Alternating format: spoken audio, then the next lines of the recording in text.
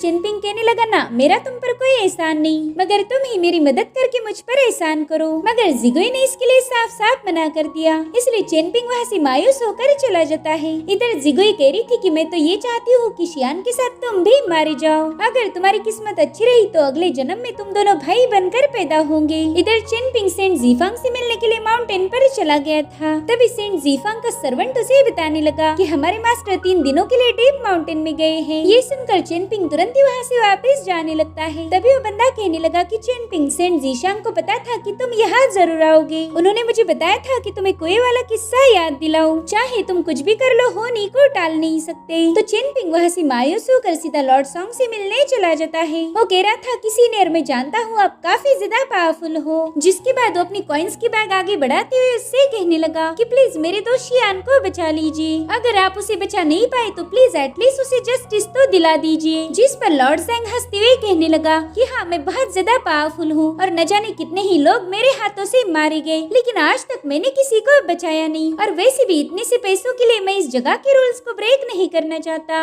अगर मैंने master yuan को मारने में तुम्हारी मदद की तो मेरी वांग डायनेस्टी जिंगयांग माउंटेन की दुश्मन बन जाएगी। अब ये सुनकर चिनपिंग ने अपने पैसों की बैग्स रख दिए। वो कहने लगा, लॉर्ड सॉन्ग, मुझे आपकी मदद की सख्त जरूरत है। अगर आप पैसे नहीं लेना चाहते हो तो कोई बात नहीं, बस आप मुझे आपकी कंडीशंस बता दीजिए। अगर मैंने आपकी शर्तें पूरी कर दी तभी जाकर आप मेरी मदद करना। ये सुनकर लॉर्ड सॉन्ग अपनी जगह से उठ जाता है। वो कह रहा था, चिनपिंग, मैं तुम्हारी मुश्किलें बढ़ाना नहीं चाहता। देखो, तुम्हारा दोस्त शियान काफी दिनों से मुश्किल हालातों में फंसा हुआ था। मौत उसके सिर पर मंडरा रही थी, मगर फिर भी यहाँ की एंसेस्ट्रल ट्री ने उसकी कोई मदद नहीं की, ना ही उसे कोई ल्यूकस लिफ्ट दिया गया। वहीं दूसरी तरफ तुम हो, तुम्हारे पास तो कोई पावर्स भी नहीं, मगर फिर भी उन्होंने तुम्हें एक ल्यूकस लिफ्ट दिया था, जिसे शियान की जान बचाने के लिए तुमने बर्बाद कर दिया। अब चिनपिंग उसकी बातें सुनकर समझ गया था कि लॉर्ड सॉन्ग भी उसकी कोई मदद नहीं करेगा, इसलिए वो उसे ग्रीट करके वहाँ से जाने लगा। लेकिन तभी लॉर्ड सॉन्ग उसे अपनी शर्तें बता देता है। वो कहने लगा, चिनपिंग, मेरी 2 शर्तें हैं। एक तो ये कि मास्टर युआन जिस बच्ची को प्रोटेक्ट कर रहा है उसे किडनैप करके लाओ, या फिर तुम स्मॉल टाउन के एंसेस्ट्रल ट्री को कट कर दो।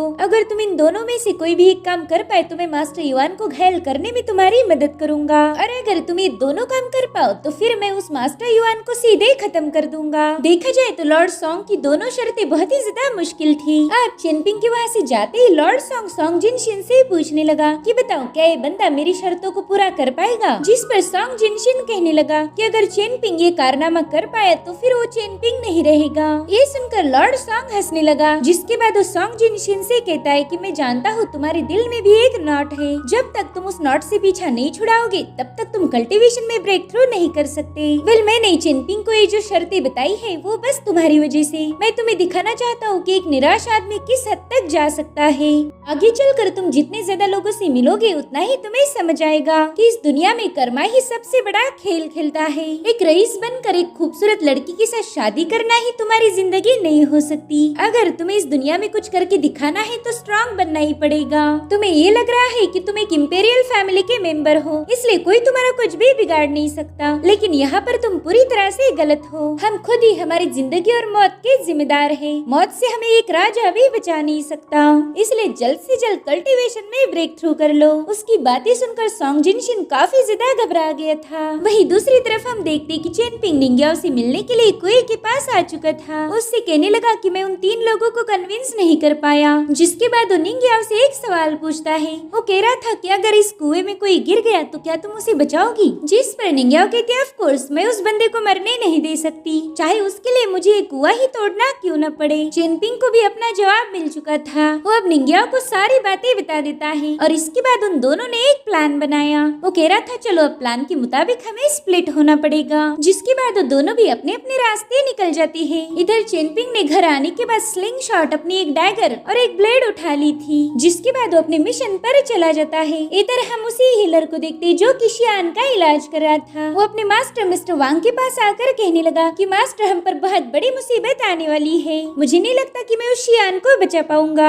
जिस पर वांग कहने लगा कि मौत तो अटल है, वो एक ना एक दिन जरूर आएगी। मगर वो बंदा काफी ज्यादा पैनिक था। वो कहता है कि अगर शियान मर गया तो मास्टर फेंग रुआन और उसकी बेटी शुई हमारी फार्मेसी को जलाकर राख कर देंगे। मगर मिस्टर वांग पर इसका कोई असर नहीं होता। वो तो एकदम रिलैक्स होकर कह रहा था कि उन्हें जो करना है करने दो। और अब अगले सीन में हम उसी बच्ची यानी कि मिस टाओजी को देखते हैं, जो कि एक परिंदे के साथ साथ खेल रही थी। गाइस, यही बंदी मास्टर युआन के साथ स्मॉल टाउन में आई है और इसी को किडनैप करने की शर्त लॉर्ड सॉन्ग ने चेनपिंग के सामने रखी थी। अब मिस टाउजी देखती कि उसका परिंदा तो अजीब सा बर्ताव कर रहा है। वो समझ गई थी कि यहाँ पर कोई गड़बड़ी है और तभी अचानक से एक पत्थर से उस परिंदे के केज पर अटैक हो गया, जिससे वो केज ब्रेक होकर वो परिंदा वहाँ से भाग जाता है। इन लोगों को समझ नहीं आ रहा था कि आखिर ये अटैक किसने किया और तभी मिस टाउजी पर पत्थरों से वार होना शुरू हो गए, जो देखकर वो काफी ज्यादा डर जाती है। अब वो जल्दी से जाकर एक सर्वेंट के पीछे छुप गई थी। साथ ही वो एक दूसरी सर्वेंट के सीधे कान के नीचे बजा देती है। वो कहने लगी कि जल्दी से जाकर किसी को बुला लाओ और उसके इस बर्ताव को देखकर हम अंदाजा लगा सकते कि मिस टाउजी कितनी ज्यादा बेरहम है। इधर ली हॉक ने उस अटैकर को देख लिया था, इसीलिए वो सीधे उस पर अटैक करने के लिए आगे बढ़ती है, मगर तभी चेनपिंग ही खुद उसके सामने आ गया। वो अपने दोस्त शियान की स्लिंग शॉट का यूज करते हुए उन पर मुसलसल अटैक कर रहा था, लेकिन मिस टाउजी एक सर्वेंट के पीछे छुपकर बड़ी ही आसानी से खुद को बचा रही थी।